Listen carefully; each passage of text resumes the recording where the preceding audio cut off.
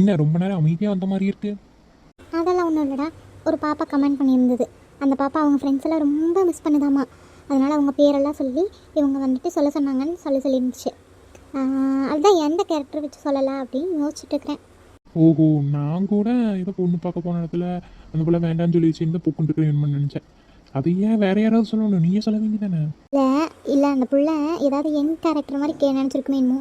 இந்த கிளவி சொன்னால் அதுக்கு பிடிக்குமான்னு வேறு தெரியலையே. அதெல்லாம் நம்ம 2 பேர் சேர்ந்து சொல்லுவோம், பாப்பாக்கு பிடிக்கும். சரி சொல்லிடலாம். ஹலோ தங்கங்களா, உங்கள் பெஸ்டி அச்சு வந்து உங்களை ரொம்ப மிஸ் பண்ணுறதா சொல்லியிருந்தாங்க. ஆமாம் தங்கங்களா. அபி, கவி, பவி, நீங்கள் 3 பேரும் எப்போவுமே அச்சு கூட ஒன்றாவே இருக்கணும். நீங்கள் 7th பெஸ்டிஸாக இருக்கீங்கன்னு சொல்லியிருந்தாங்க. இப்போ நீங்கள் லீவில் இருக்கீங்கன்னு நினைக்கிறேன், ஆனுவல் லீவில். உங்களை அவங்க ரொம்ப ரொம்ப ரொம்ப மிஸ் பண்ணுறாங்களாம்மா. ஆனுவல் எக்ஸாம் முடிச்சுட்டு 9th போகும்போது 4 பேரும் ஒன்றா இருக்கணும். அதே மாதிரி லைஃப்பில் எப்போயுமே ஒன்றா இருக்கணும். ஆமாண்டா தங்கங்களா, லைஃப்லேயே ஒரு இம்பார்ட்டண்ட் பீரியட்னா அது ஸ்கூல் லைஃப் தான். ஏன்னா அப்போ நம்ம என்ஜாய் பண்ணுற மாதிரி அதுக்கப்புறம் லைஃப்பில் என்ஜாய் பண்ணவே மாட்டோம். இது உண்மையானது. ஒரு வயசான ஒரு பாட்டி சொல்கிறேன்னு நினைக்காம என் அனுபவத்தை வச்சு சொல்கிறேன். எப்போவுமே ஒற்றுமையாகவே இருங்க, சண்டை போடாதீங்க.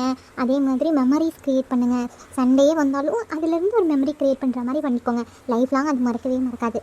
ஜாலியாக இருங்க. அதே மாதிரி நல்லா படிங்க. இந்த டைம் 9th போகிறீங்கன்னா அப்புறம் அடுத்தது 10th பப்ளிக் எக்ஸாம். ஸோ நல்லா படித்து நல்ல மார்க் எடுத்து இங்கே நல்லா இருக்கணும் லைஃப்பில்.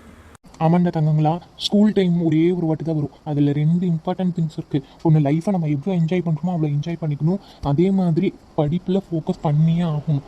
இப்போ படித்து தான் நாளைக்கு நல்லா இருக்க முடியும். இப்போ படித்தா தான் மறந்துடாதீங்க. ஏன்னா இதை திருப்பியும் ஒரு வாட்டி படிக்கவும் முடியாது. இந்த லைஃப் நமக்கு மறுபடியும் கிடைக்காது. லைஃப் டைமில் என்ஜாய்மெண்ட்னா அது மட்டும்தான். ஸோ நீங்கள் 2லேயுமே ஃபோக்கஸ் பண்ணுங்கள், சந்தோஷமாக இருங்க. மறுபடியும் சொல்கிறேன், அபி, கவி, பவி உங்களை அச்சு ரொம்ப மிஸ் பண்ணுறாங்களாமா. சீக்கிரமாக ஸ்கூல் ரீஓப்பன் ஆனதுக்கப்புறம் எல்லோரும் ஒன்றா மீட் பண்ணி ஜாலியாக இருக்கணும். அவ்வளோதான் தங்கங்களா, பாய் பாய்.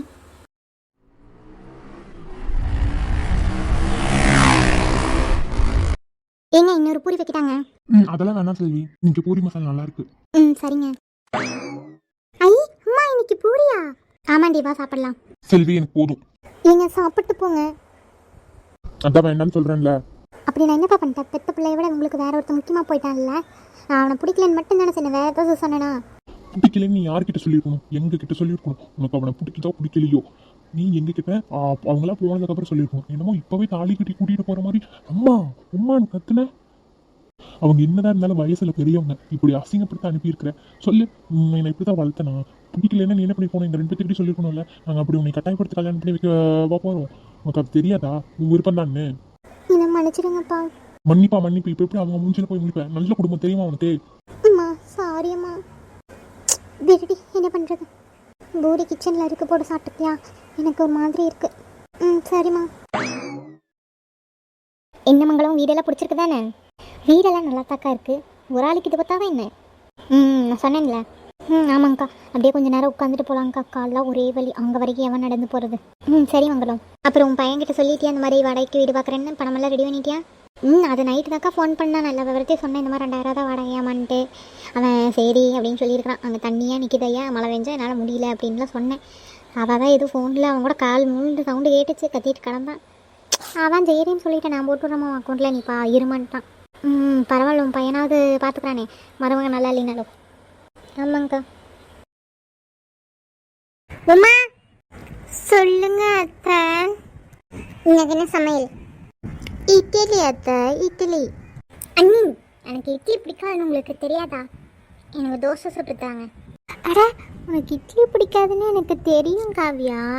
அதான் தனியாக ஒரு குண்டால மாவும் அடுப்பு பக்கத்துலேயே கல்லும் எடுத்து வச்சுருக்கேன். நீ போய் அழகா சுட்டு சாப்பிட்ரு. தேங்காய் சட்னியும் வச்சுருக்கேன், கார சட்னியும் வச்சுருக்கேன். உனக்கு எது பிடிக்குமோ சாப்பிட்டுக்கோ. நீ வர வர ரொம்ப பண்ணிகிட்டே இருக்க, பார்த்துக்கோ. என் பையன்ட்டு சொல்லி இன்னைக்கு உன்னை வீட்டை விட்டு அனுப்பல. என் பேர் சரஸ்வதி இல்லை. உங்களுக்கு பேர் வச்சவங்க தப்பாக வச்சுட்டாங்கன்னு நினைக்கிறேன். உங்கள் பேர் சரஸ்வதியெல்லாம் இல்லை. பண்ணுறதெல்லாம் வேண்டாத வேலை, பேர் மட்டும் சரஸ்வதியா? சரஸ்வதி என்ன பார்க்குற? இப்போவே அனுப்புறேனா இல்லையான்னு பாரு. செல்வா, செல்வா, செல்வா எங்க இருக்க? என்னம்மா என்னாச்சு? ஏன் இப்படி கத்துறீங்க? உன் பொண்டாட்டி என்ன சொல்கிறா தெரியுமா? நீங்களே சமைச்சு நீங்களே சாப்பிடுங்கன்னு சொல்கிறா. அவளால் எதுவும் செய்ய முடியாதாம்மா. அவளை இன்னைக்கு வீட்டை விட்டு அனுப்புறியா இல்லையா? ஒன்று நான் இங்கே இருக்கணும், இல்லை அவள் இங்கே இருக்கணும். என்னை டென்ஷனாக்கி கொண்டுருவா போல. ஆமாம் அண்ணா, இன்னைக்கு இட்லி பிடிக்காத தோசை கேட்டால் தோசை போய் சுட்டு சாப்பிடுன்னு சொல்கிறாங்க. உனக்கு வேணுங்கிற தோசையை தாம்மா நான் சுட்டு சாப்பிட சொன்னேன். எனக்கா சுட்டு தர சொன்னேன்? இருக்குடி உனக்கு இன்னைக்கு. என்னடா ஒரு மாதிரியாவே இருக்க, வீட்டுல சண்டையா? எல்லாம் இந்த உமா வேலை தான்டா. உமா இல்லடா, எப்ப பார்த்தாலும் உங்க வீட்டுல அவளையே வேலை வாங்குறாங்க போல. அந்த பிள்ளையும் சின்ன பிள்ளை தானே. நான் இன்னைக்கு சொன்னேன், நீ போய் பேசுனியா? இல்ல அதான் சொல்லி தான் நான் அனுப்பினேன். ஒரு நல்ல விதமாக நடந்துக்கிட்டா தானே அவளும் அப்புறம் நல்ல விதமாக நடந்துக்குவா. பாவம் அந்த பிள்ளை எல்லாமே விட்டு கொடுக்கறதுல தாண்டா இருக்கு. உன்னை நம்பி வந்த பிள்ளையை நீ தான் பார்த்துக்கணும், அதை மட்டும் மறந்துடாத. உங்கள் அம்மாவுக்கு வேலை செய்கிறதுக்காக நீ அவளை கூட்டிகிட்டு வரல.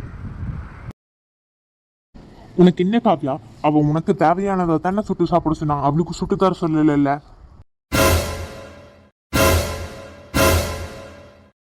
செல்வா, அவ உன் தங்கச்சி. சீ, ராட்சசி. எங்க அண்ணனை வச்சு என்னை திட்ட வச்சிட்டல. காவியா, நான் சொல்லிட்டே இருக்க, மறுபடியும் அவள்கிட்டயே சண்டைக்கு போற. அவ உன்னை திட்ட வச்சாலே இல்ல நீ உன்னை திட்ட வச்சியா? செல்வா, பின்ன என்னம்மா எப்ப பார்த்தாலும் அவளையவே குத்த சொல்லிட்டு இருக்கீங்க? அவளும் எவ்வளவு வேலை செய்வா. ஓ, அவ உன்னை கைக்குள்ள போட்டு வச்சுக்கிட்டாளா? இப்பவே 2 பேர் வீட்டை விட்டு கிளம்புங்க. அம்மா அம்மா வேண்டாம், ஒண்ணும் வேண்டாம், 2 பேர் கிளம்புறீங்களா இல்லையா? வாமா போலாம்.